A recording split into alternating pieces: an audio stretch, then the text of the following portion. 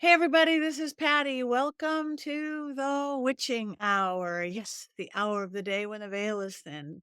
Magic happens.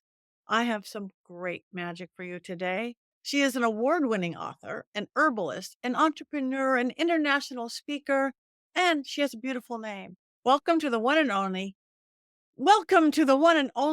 Holly Bellabono. Welcome, Holly. Thank you so much for doing my show. Oh, I'm thrilled to be here, Patty. Thank you. Thank you. So I like herbs and things. So you have many things out there, but you're one of the little books of Llewellyn's, right? You have the Right. Llewellyn's Little Book of Herbs. Yes. So what are you are an herbalist, obviously. So did you have what got you into that world? What was your like story to were you into plants and herbs when you were young or Well, I tried. So this is the little book of herbs, Llewellyn's little book. Um, and I tried when I was a kid, honestly, and in high school to be into plant. I tried to join 4-H. My parents wouldn't let me. I tried to do gardening. My parents wouldn't let me. um, so I didn't really get into plants until I was in graduate school. I went through college, a couple years working at a publishing house, and then finally made it to graduate school. And to help pay my way through, I worked for a landscaper, a gardener and landscaper crew. And the director of the crew was this old hippie who taught us all about plants and plant medicine and that they were edible and medicinal, which I had no idea. And I was thrilled. I was just hooked on plants from then on. Um, so since then, yeah, I've published, my 8th book just came out. I run an herbal medicine school for people who are interested in, becoming an herbalist or especially a community herbalist and learning how to take care of your health or the health of your clients if you're a practitioner using herbs. So really natural, holistic medicine. so what does that mean, community herbalist? It means that, you have knowledge and skill with using plants, botanical therapeutics, to help you get better or to prevent, illness and disease, and it's somebody who either supports themselves or their families or their broader community. That's beautiful. So, what are some, again, people need to go get your book for everything in detail, but what are some common things that herbs that people could just use that they may have or easily be able to get for common things? Yeah, well, sleep is a really, straightforward one. A lot of people have sleep issues. And, lots of herbs are sedatives, so that's a pretty straightforward one. I teach about, anxiety and mental health, brain health, so which herbs are anxiolytic, that's a fancy word for saying anti-anxiety, Mhm. which ones will help you sleep well, which ones will alert you up, wake you up in the morning, and help ease those feelings of anxiety or stress. So lots of different ways to use plants, I teach about brain and mental health in particular. So I have courses on how to use herbs to support mental clarity, cognition, memory, um, to ease depression. So all of these things that are mental health related. Oh, that is beautiful, and I think I might have to jump in one of your classes. Not only for myself, but my husband recently had some major surgery. His brain has not come back. I think it's an Mm, anesthesia thing. His the whole cognitive brain, it's starting to get back now. But I was thinking about that because somebody said something about certain kind of mushrooms or this or that things to literally for this clarity of the brain. So mhm. looking for me in one of your classes. Yes. Okay, so if somebody goes, "Okay, I want to know about this more holistic approach to health and wellness along the way." What do they do? Do they other than get your book and move forward, do they go to the garden store and get stuff? Do they go to a holistic store and get things, or do you work with Either way, you first would go on my website, hollybellebuono.com. I have all my online courses there. My whole course catalog is available, and you can see what kind of classes might fit your interest.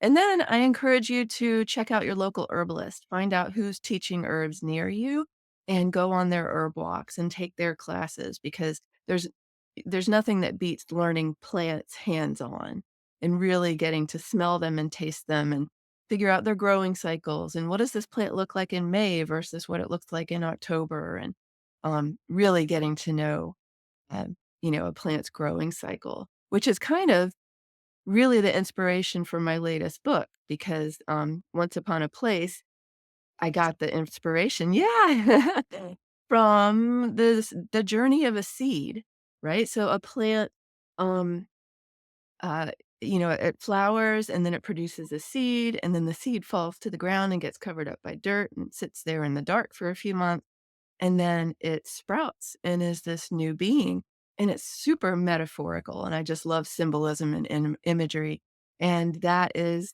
the basis of all of these lovely myths and stories throughout time about descent and resurrection. That is beautiful. It is called Once Upon a Place, Forests, Caverns, and Other Places of Transformation in Myths, Fairy Tales, and Film. That is beautiful. I've got an early copy. This is a definitely sneak peek. Um, so when people if pe since people can't when are people gonna be able to get this one? March 8th, so in So just a couple of weeks. right, and by the time this airs, it's like, it's out. It's out. Yay, perfect. Doing this just before this out. So what will how will this help people, other its stories and things? How will this help people in their day-to-day life? Yeah, so it's a it's an epic it's a look into epics, basically. It looks at the stories of the past and how they influence us today, especially the symbolism. So people can read this and learn about, in particular, 5 places, once upon a place, where characters in these stories go and relate it to your own life because we all go through these incredibly difficult challenges throughout our lives that bring on change. We're always transforming, we're always growing and learning and changing. At least we should be. That's a positive thing. Even if it hurts and it's painful and it's just raw, it's still the best thing for us to learn and grow as we age. And I think that's what a lot of these stories are there to teach us. Um, so we've got morality tales. That's one type of story. We've got origin stories, like how the world began, that kind of story, but then we've got epics and these adventure tales, and they're really their own kind of story that teach us these are the struggles that we all go through, and these are some of the ways you can adapt and change and figure things out to become an even better and stronger person. Oh, that's beautiful. So what was your inspiration? This is very different or different than like say the herb book and things like that straight. What was your inspiration of doing that? So your listeners, I believe, are really in tune to the metaphysic and the energies around us. I had an experience maybe 7 years ago, roughly, where I ran an herbal apothecary and I sold it. So that was this big culmination of a business venture, and that took months and months, and then I did my taxes, and that took months. And then I had completed all this, and I remember standing in my living room, looking around me, and I literally asked, "Okay, what's next?" And the entire premise for this book came into my head. It was like a whirlwind, Nice. and it was this incredible idea and this understanding, this insight of, world tales and descent and resurrection and symbolism, and I was just thrilled with it and leaped into it. But then, life got in the way and I got busy and it got put on the back shelf. Um, and then I would pick it up months later and that kind of thing. So back burner to really right in front of me to back burner to right in front of me. And so it took a number of years for it to come to fruition and for me to do all this research on these global stories from all over the world. It's got adaptations from stories from many different countries and cultures and time periods to explore not only descent and resurrection, but chaos and void, 2 opposites that are really key to, um, how you understand epiphany and curiosity and growth, and then also the beast and the guide, um, and that's a big one. It's, looking at the imagery of challenge, and it usually appears in these stories as a beast, like a witch or a wolf or a serpent. some sort of character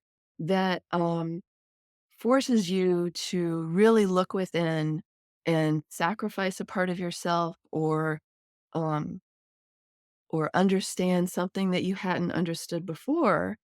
Um, and then the guide is kind of the opposite side of that same coin. It's a mentor figure. It's somebody who appears when you really need help and guides you or shows you the path.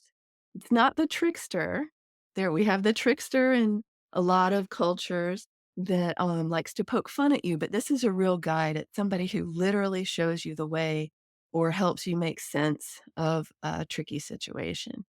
So these symbols, appear in so many stories that, it's not a coincidence. It's people who lived before us really shining through and showing us the way. And we all experience these times of struggle and challenge, whether it's puberty, just growing into an adult, or whether it's facing something like divorce or losing your job or, losing a friendship, watching someone you love pass away and losing them in the world. All of these are instances that are shown to us in stories, and we can really learn a lot from that and apply it to our own um, our own lives, definitely, but also our own perspective.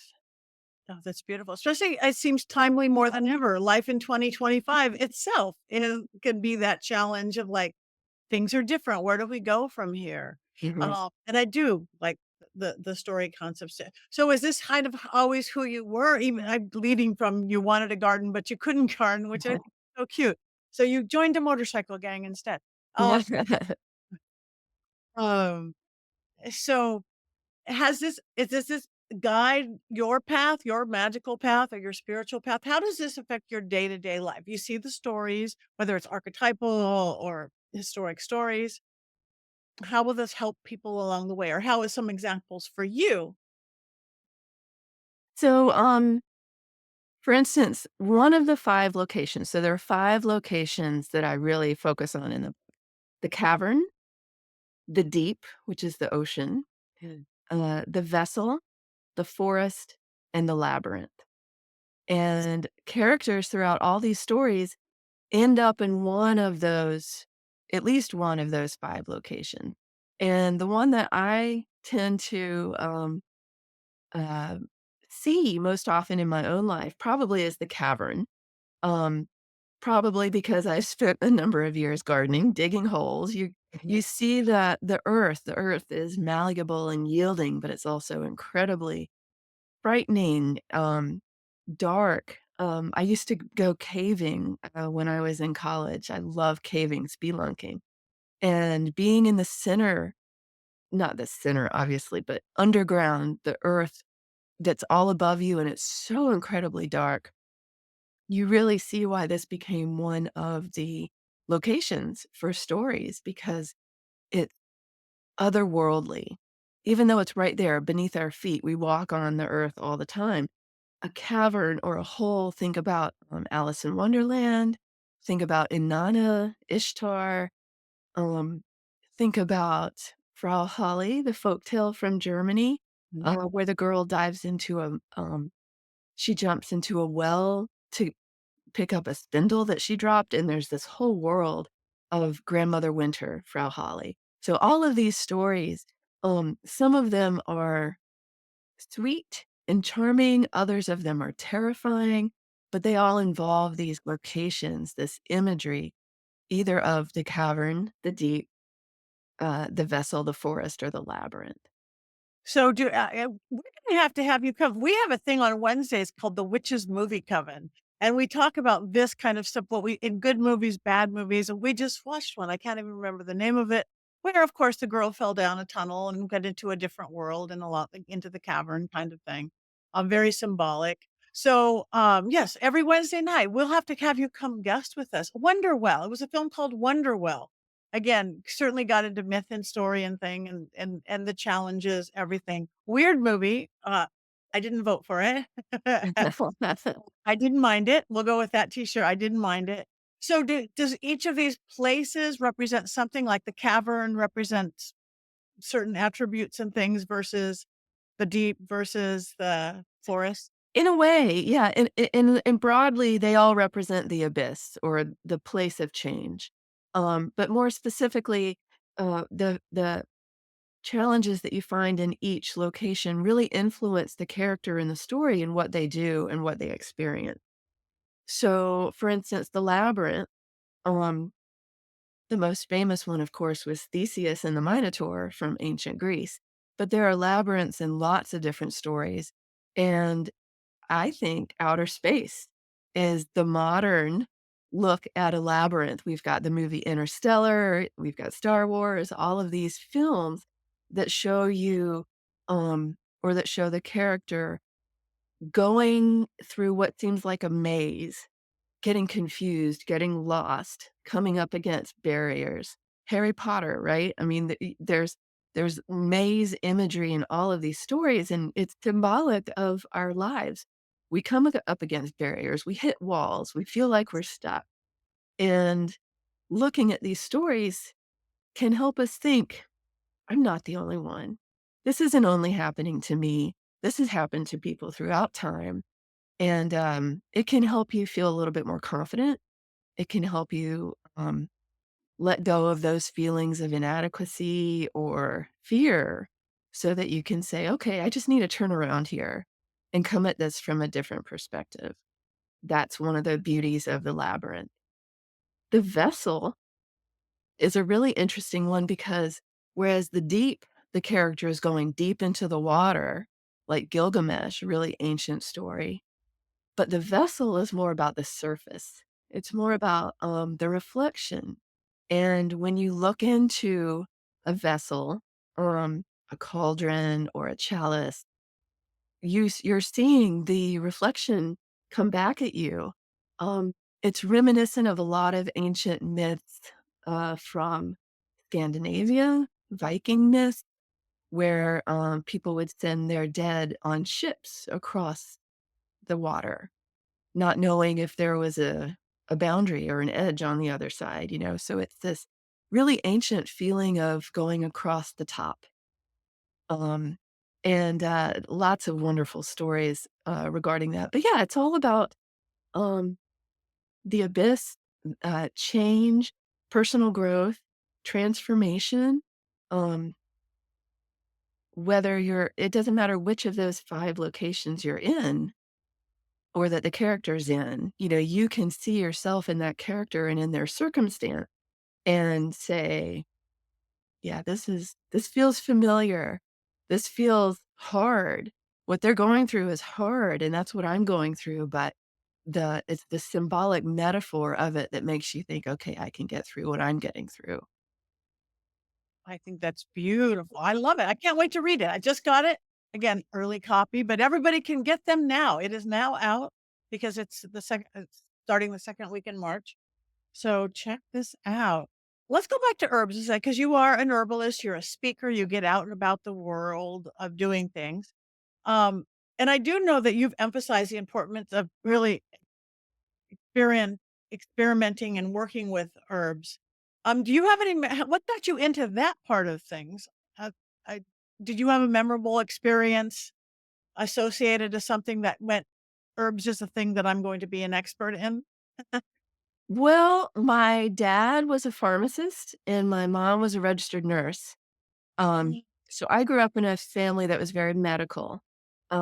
I've always appreciated anatomy and physiology, biology, chemistry, love all that. And then just to combine that with my fascination of plants and my appreciation for the natural world, it just feels it's a good fit for me. To be able to look at the energetics of plants, as well as the chemistry and how they affect health. So did or does or does or did your father understand as a pharmacist, an herbalist? Oh, yeah, yeah. He got into pharmacy because of plants and chemistry.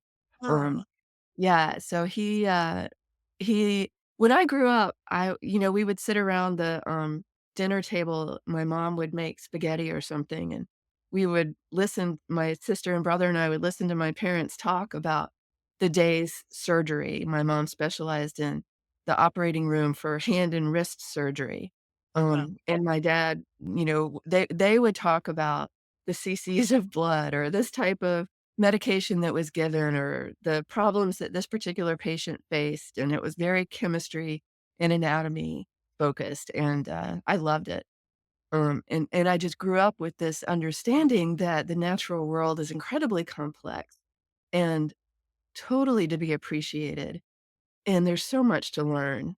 I think that's one of the reasons I opened my herb school was just because I'm aware of how much there is we don't know and how much we do know that we need to share with each other so that we can all achieve this level of, I was gonna say understanding, but it's not even understanding, it's just curiosity. That's what propels us all forward, I think. If we don't have curiosity, we don't have much of anything. So I think, learning about plants, learning about health, and then in this new book, learning more about symbolism and storytelling, it just feels right for me. It feels like a good path that I'm on. It sounds like a beautiful path that you are on, indeed. Okay, one more thing about herbs, I just wanna go there. Elderberry. Mhm. Anything about elderberry, and I know you've talked about it's a popular remedy in lots of different herbal medicines and things. Anything you could talk even wanna talk about either folklore or just the magic or some maybe less known uses for it? Sure. So elderberry is a great herb for your listeners in particular. It's a witchy, magical plant. I've harvested it a gazillion times because it grows plentiful here where I live, on the Massachusetts coast. And, it has a lot of folklore associated with it. The Huldemütter, or Elder Mother, is the spirit that lives within the tree. Um, you're supposed to ask the Huldemütter for permission before harvesting any part of her, and as an herbalist, when I ran my apothecary, I harvested the berries, which is what you make into elderberry syrup, and also the flowers. They grow in these little creamy colored umbels that are just lovely, and they smell lovely. The berries don't, but the flowers do smell good, and they make a really sweet syrup. Um, and then the leaves, a lot of people don't realize that you can harvest the leaves, that they're medicinal.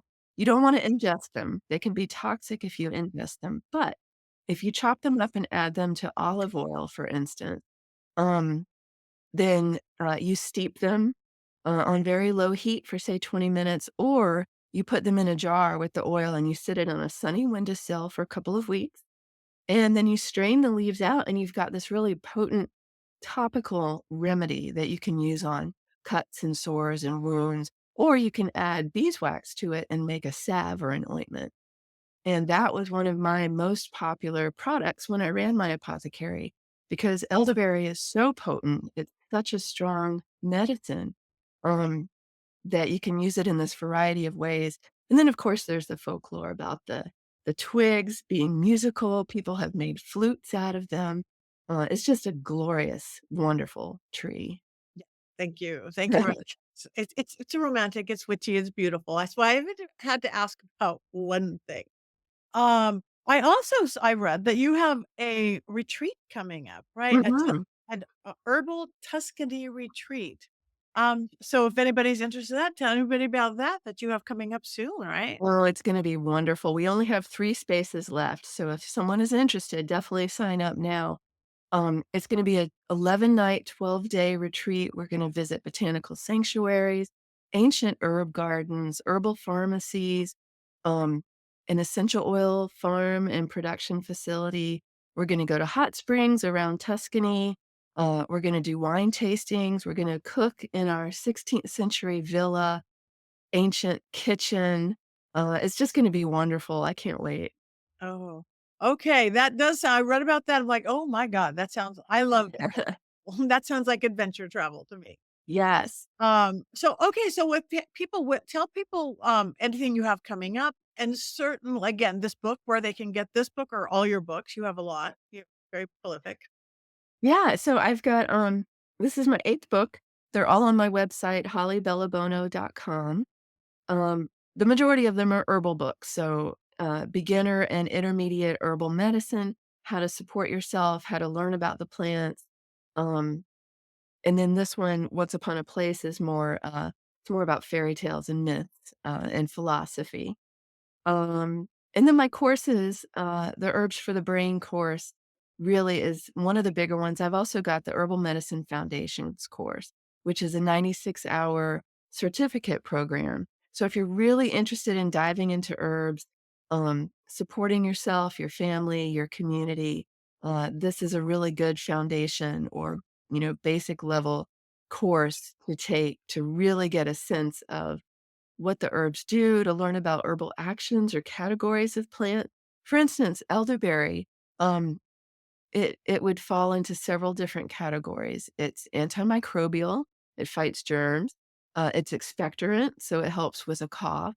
And then topically, it's vulnerary, which means it helps heal wounds. So those are some of the categories that you can learn about with plants and really start to feel confident using 20 or 30 or 40 different herbs in formulas. That's beautiful. So when somebody, goes to do that, okay, I'm fighting the flu or my brain health or whatever that is.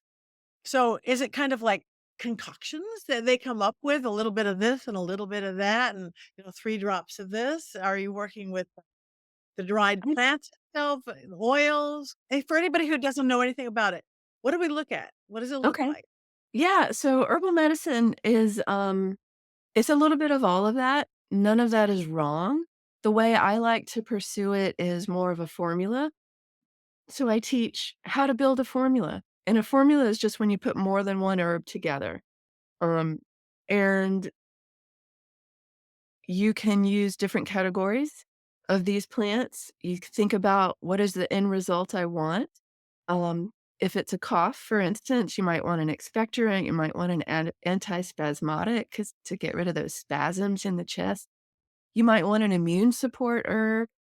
Um, and then you wanna put those together in such a way that they complement each other, that they work together in synergy, and that's really a good formula. Um, you don't wanna guess. You don't wanna, um, use 40 herbs when just 3 will do. All of these are different, philosophies of herbal medicine that help you make something that's really effective and reliable and safe. I love that. Okay, so to oversimplify before we go, if do you have a favorite? What say for stress? What would be your first go-to? If somebody's like just has stress, Um or do you have? Well, yeah. So, personally, my favorite is St. John's wort, but there are a lot of contraindications with St. John's wort because it's really strong. It can make any medications, any pharmaceuticals that you're already taking not work as well. So you have to be really careful with St. John's wort. But if you're not on any medications, it can be a really wonderful herbal, what they call an herbal ally or a friend, um, and is really lovely for stress and anxiety and mild to moderate depression. For grief, I go with roses.